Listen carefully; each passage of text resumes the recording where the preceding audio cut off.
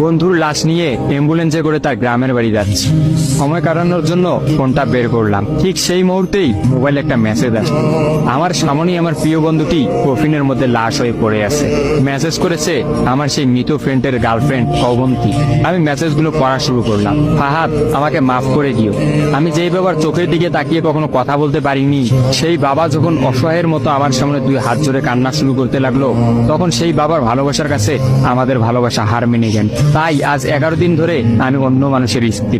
তোমাকে কথা দিয়েছিলাম জীবনের শেষ সময় পর্যন্ত তোমার সঙ্গে থাকবো। আমার সব সময় ভয় হতো যে তুমি আমাকে কষ্ট দেবে, হয়তো আমাকে ছেড়ে অন্য কাউকে বিয়ে করবে। অথচ দেখো, আমি তোমাকে কষ্ট দিলাম, আমি তোমাকে রেখে অন্য পুরুষকে বিয়ে করে ফেললাম।